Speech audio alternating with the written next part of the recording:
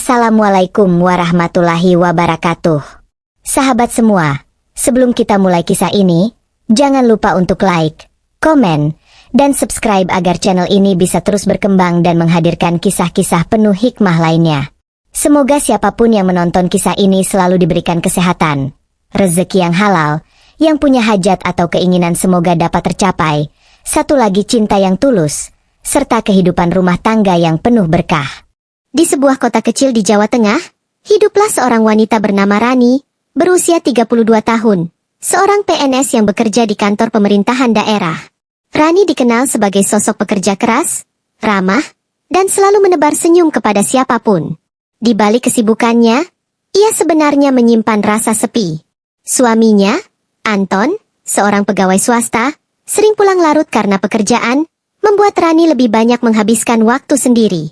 Hari-harinya di kantor berjalan monoton.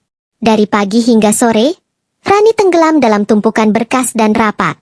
Sampai suatu ketika, datanglah seorang pegawai baru bernama Dimas, pria berusia 35 tahun, yang dipindahkan dari dinas lain.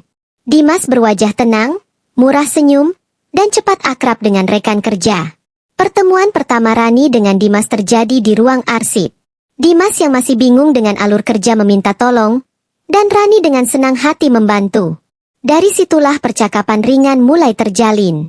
Awalnya hanya basa-basi seputar pekerjaan, namun lama-kelamaan mereka menemukan banyak kesamaan. Sama-sama suka kopi hitam, sama-sama hobi membaca berita politik, bahkan punya kebiasaan datang lebih pagi sebelum kantor ramai. Hari berganti minggu, dan keakraban itu semakin nyata.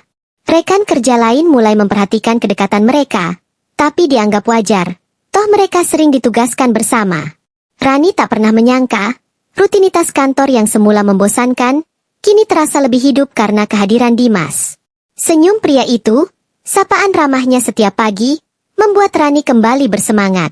Namun di balik perasaan itu, Rani tak sadar bahwa benih ketertarikan mulai tumbuh. Hari-hari di kantor semakin sering mempertemukan mereka. Rapat dinas, lembur, bahkan sekadar makan siang di kantin, hampir selalu berdua. Dimas mulai menunjukkan perhatian kecil, menawarkan antar saat hujan, membawakan kopi saat Rani tampak lelah, hingga menanyakan kabar keluarganya. Rani awalnya menganggap semua itu hanya bentuk kepedulian biasa. Namun, hatinya mulai bergetar setiap kali menerima perhatian dari Dimas. Di rumah, ia mendapati Anton suaminya semakin sibuk dengan dunia kerja. Komunikasi mereka dingin, bahkan sering hanya sebatas pertanyaan singkat. Udah makan? Atau, besok ada acara apa di kantor? Kontras dengan Dimas yang selalu bisa membuatnya tertawa, selalu mendengarkan keluh kesahnya, dan selalu hadir di saat Rani butuh. Rani mulai sadar ada ruang kosong di hatinya yang selama ini tak terisi oleh Anton. Dan tanpa ia sadari, ruang itu kini mulai diisi oleh sosok Dimas. Suatu sore, setelah rapat panjang, Dimas menatap Rani serius. "Ran, kamu kelihatan capek banget. Kalau ada yang bisa aku bantu, bilang ya. Jangan ditanggung sendiri." Tatapan itu begitu tulus, membuat Rani gugup. Ia hanya mengangguk, berusaha menyembunyikan debaran hatinya. Sejak saat itu, Rani mulai menantikan kehadiran Dimas setiap hari. Perasaan bersalah muncul, tapi hatinya lebih sering kalah oleh rasa nyaman yang Dimas berikan. Suatu malam, kantor mereka mendapat tugas mendesak untuk menyelesaikan laporan keuangan. Semua staf harus lembur. Saat rekan-rekan lain sudah pulang karena tugasnya selesai, hanya Rani dan Dimas yang masih bertahan. Kantor yang biasanya ramai, kini sunyi. Hanya suara ketikan keyboard dan pendingin ruangan yang terdengar. Sesekali, Dimas bercanda ringan untuk mencairkan suasana, membuat Rani tertawa meski lelah. Menjelang tengah malam, listrik sempat padam sebentar. Dalam kegelapan itu, Rani merasakan kehangatan tangan Dimas yang tanpa sadar menggenggam tangannya, seolah memberi rasa aman. Saat listrik kembali menyala, keduanya saling terdiam, menyadari ada sesuatu yang berbeda. Sejak malam itu, hubungan mereka tak lagi sama. Dimas mulai berani mengirim pesan pribadi di luar urusan pekerjaan. "Jangan lupa sarapannya. Hati-hati di jalan." Pesan sederhana, tapi terasa begitu istimewa bagi Rani. Rani mulai larut dalam perasaan itu. Ia tahu apa yang terjadi adalah hal terlarang, tapi sulit baginya menolak. Apalagi Anton semakin sibuk, bahkan sering tak sempat menanyakan kabarnya. Suatu kali, Dimas memberanikan diri mengantar Rani pulang. Di depan rumah, mereka terdiam cukup lama sebelum akhirnya berpisah. Pandangan mata mereka penuh arti, seolah menyimpan rahasia besar. Hubungan Rani dan Dimas makin intens. Mereka punya kode khusus untuk saling bertemu diam-diam. Saat jam istirahat, saat dinas luar, bahkan sesekali saat perjalanan pulang kantor. Rani merasa hidupnya berwarna lagi. Ia tertawa lebih sering, merasa diperhatikan, merasa dicintai. Namun, setiap kali pulang ke rumah dan melihat wajah Anton, rasa bersalah menyesakkan dada. Namun perasaan itu kalah oleh kenyataan, Rani butuh Dimas. Ia merasa Dimas adalah sosok yang selama ini hilang dalam hidupnya. Hubungan mereka akhirnya melewati batas. Sebuah keputusan yang Rani tahu akan mengubah segalanya, tapi tak sanggup ia hentikan. Hari-hari berikutnya dipenuhi dengan rasa manis sekaligus was-was. Rekan kantor mulai bergosip melihat kedekatan mereka. Meski selalu berusaha menutupi, sorot mata orang-orang sulit dibohongi. Suatu sore, Anton datang menjemput Rani tanpa memberi kabar.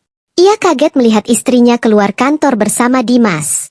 Senyum dan bahasa tubuh mereka tak seperti rekan kerja biasa. Anton hanya diam, tapi hatinya panas. Beberapa hari kemudian, Anton menemukan pesan-pesan Dimas di ponsel Rani. Bukti tak terbantahkan. Malam itu terjadi pertengkaran hebat. Rani menangis, berusaha menjelaskan bahwa ia hanya kesepian.